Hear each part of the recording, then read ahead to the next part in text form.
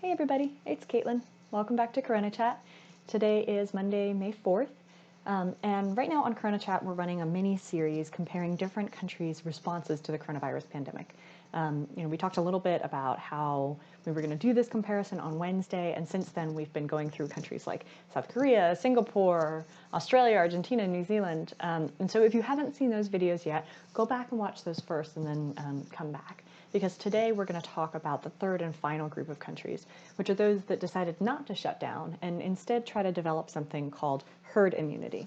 And the two most notable examples of the countries in this group are Sweden and the Netherlands. So let's start with the idea of herd immunity. What is it anyway?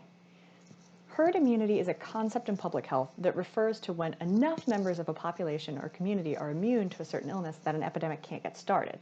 Since not everyone in the population is immune, a few people might get sick here and there if they're exposed to the virus or the bacteria.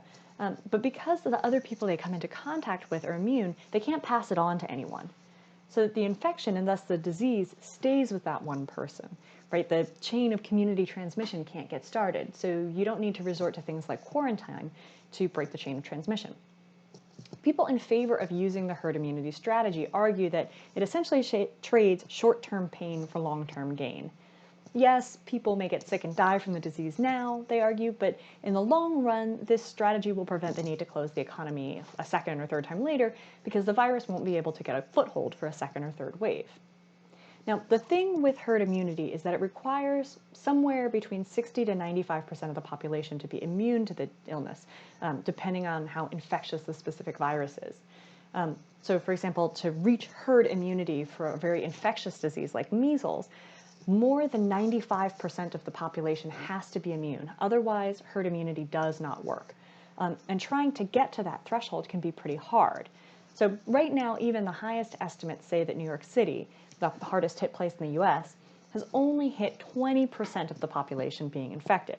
And for what it's worth, lots of public health experts have questions about this number and suggest that the true percentage may, in fact, be much lower. There's a lot of debate about the way that this number was calculated. But let's assume that it's true, right? Even this 20% has been enough to push the health system to its breaking point. So remember, if we need to get upwards of somewhere between 60 and 95% of the people to be immune, that means somewhere between 60 and 95% of the population has to get infected and recover. So we can just think about what that may mean in terms of the burden on the health system, right? So Sweden and the Netherlands initially made big news by announcing that they were relying on a strategy of quote-unquote controlled spread of the virus to achieve herd immunity. Now, the reality of this on the ground is rather different than how it's been interpreted in much of the media.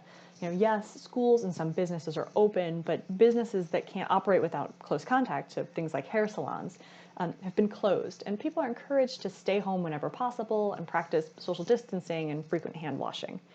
So this isn't, everybody's going about their normal lives and just getting infected. It's more controlled than that. Now, leaders in both countries have walked back their initial statements about trying to achieve herd immunity. They had started by saying that was their objective, and they have since said that herd immunity is not the objective. And so they're asking residents to act judiciously to help prevent the spread of the virus. Okay, that's our show for today, and tomorrow we'll take a look at the numbers to see how these different strategies are actually faring. Until then, remember, we're all in this together. Stay safe out there and take care of each other. We'll talk soon.